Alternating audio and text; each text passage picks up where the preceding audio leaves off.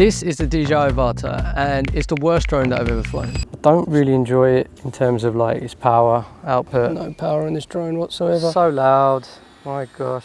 Everyone in the park can hear it. But it may be the best drone that I've ever owned. Confused? Stay tuned to find out why.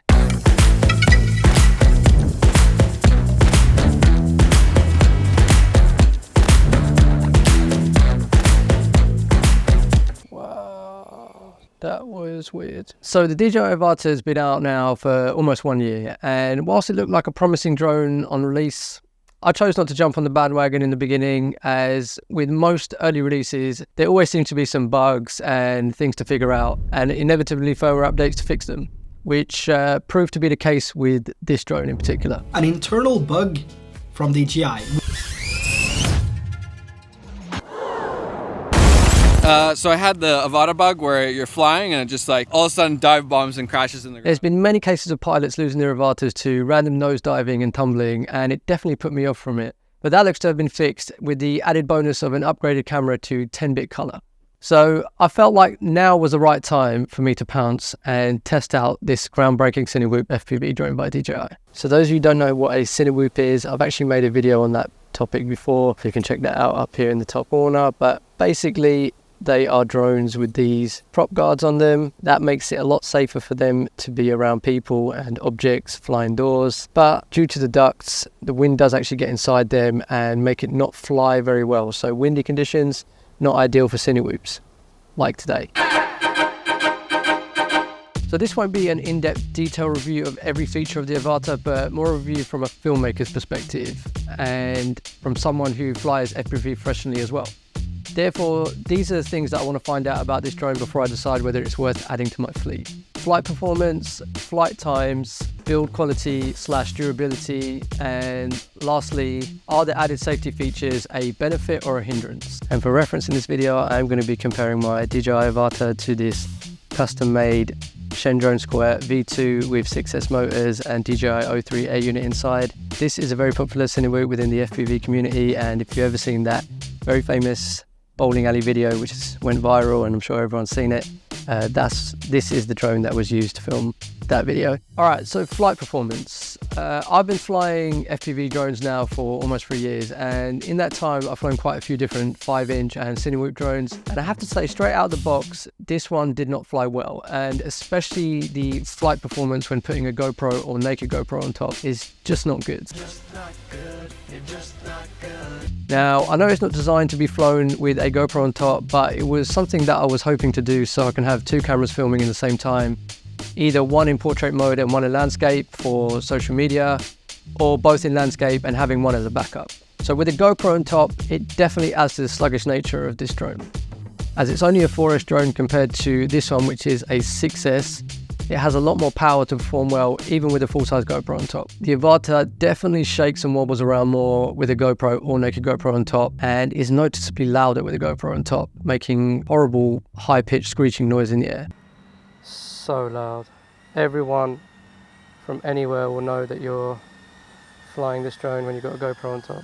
Now, if we're just talking about flying the Avata as it is with no GoPro, it flies okay, and the noise and the pitch is less. For general slow control, smooth flying, which you normally would do with a Cinewhoop anyway, is fine. But I feel like it does have more prop wash and is definitely louder than my Shendrone Square, and the Square is already pretty loud.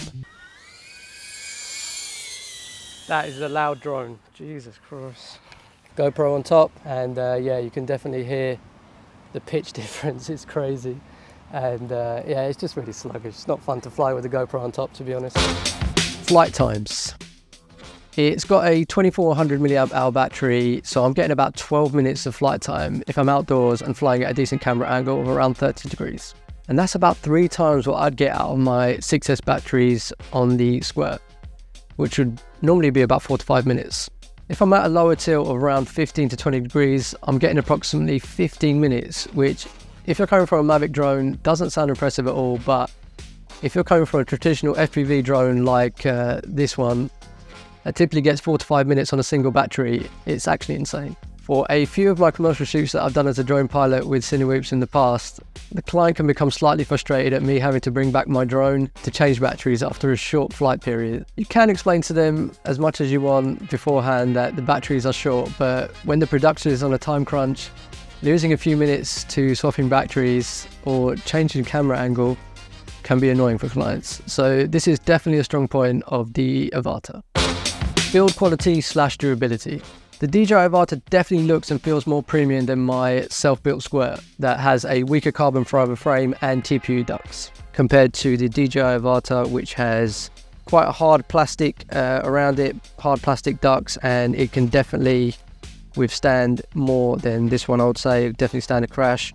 The downside of that is, I think if you're going to be flying it around people and flying it indoors, which Cinewhoops are typically used for a lot, it will cause more damage if you do crash into someone or something. So bear that in mind. This, if you crash into something, I think the softness of the ducts will be a bit more forgiving. As well as this, I think I'll definitely have more peace of mind traveling with this drone as it's more durable. In the past, traveling with the Shendrone Squirt, I have had to wrap it up in bubble wrap a few times to prevent it from getting damaged. Are the added safety features a benefit or a hindrance? Normal mode for easy hovering. Normal mode is a nice feature to have for being able to hover in place, but I don't think it's something that I'll use that often to fly in, because it's basically like flying a Mavic drone. I may experiment with it in the future to fly indoors very, very slowly to show off a space and see how that turns out. So stay tuned for that possible video in the future. Camera tilt adjustment whilst flying. Probably my favorite feature of the Avata is this one. This is something that no other FPV drone can do whilst in the air, other than the first iteration of the DJI FPV drone. And it means you can change your speed whilst in the air.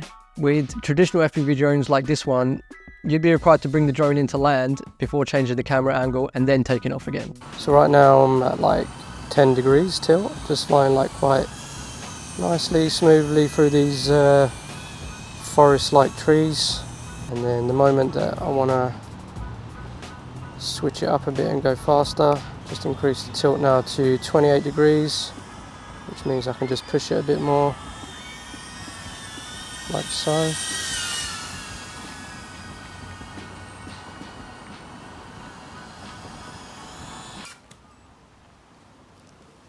Hold over. Emergency stop. Again, this is something that I couldn't really see me getting used to using, as it's not in my muscle memory to emergency brake in the air. In 3 years of FPV, I've learned to try and recover from a crash rather than trying to immediately come to a stop. But it's definitely a nice feature to have if you're a beginner. Seeing the home point whilst flying. This is a very useful feature as well, as in the past I have lost my placement on occasions when flying in the mountains, and even with the spotter it can be difficult to keep track of where you are. For a second I thought I lost the drone because didn't it's really go in the middle of the it's stones. hard to see. Yeah. Could you see the yellow or not? No, really. No. It's not. When it's far, it's not enough. Especially if you're doing any kind of mid-range flying. So on a few occasions I've had to land in random places when I was flying towards the end of my battery. Then I'd spend quite a while trying to look for it. So having the H in the goggles for that home point is reassuring and always gives me an idea of where my takeoff location is. Kieran, which one are you choosing? The Avata or the Squirt? Kieran, talk to me. Which one are you choosing? Safer batteries. I'm a big fan of these kind of safe, smart batteries that we typically get with DJI drones, as opposed to these ones that are not as durable or safe to charge. Unfortunately, these have had a history of smoking up, or even worse, setting on fire. That's why they should always be stored in boxes like these. As well as this, you actually have to do some math if you're living in the US, to make sure you don't charge the batteries too fast or too slow, as this can damage the batteries over time. With these batteries from DJI, I can have full confidence that they will charge safely, and as well as this, they also discharge themselves to a safe storage level when they're not being used, rather than having to discharge these classic FPV batteries manually when they're not being used. Again, if you're coming from a Mavic drone, this is nothing new, but if you're coming from a traditional FPV drone, then this is a huge leap forward.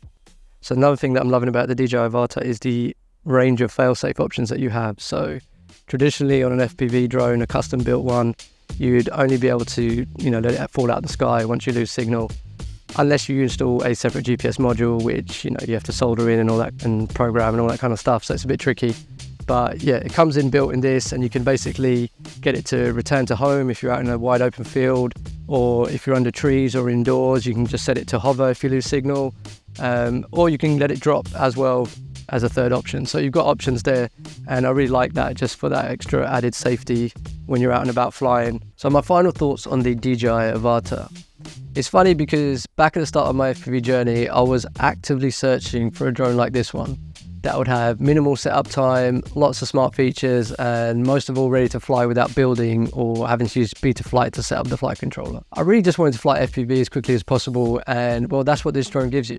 However, since going through the traditional path of learning to build by searching for the right components and doing everything manually, I really got used to that way of flying, and so the Avata drone doesn't come as naturally to me, and to be honest, it's not the most enjoyable to fly, especially when you fly other more capable Cinewhoops and 5-inch drones. However, weirdly enough, despite it being the worst flying drone out of the ones that I own, it has so many amazing features around it that give me peace of mind when flying and traveling. For this reason, I feel like the reliability factor of this drone might make it one that will always be with me, especially for client jobs. Only time will tell if that will be the case, but I'm sure to do an update video in a few months to keep you guys in the loop. Alright guys, thank you so much for watching this video. I hope you found it useful. Please do drop a like down there if you did find it useful, and also leave me a comment if you got a DJI Avata yourself and what you think of it, or if you're thinking about buying one. If you've got any other questions, please do let me know down there. I really appreciate you watching. I'm going to see you in the next video. Take care.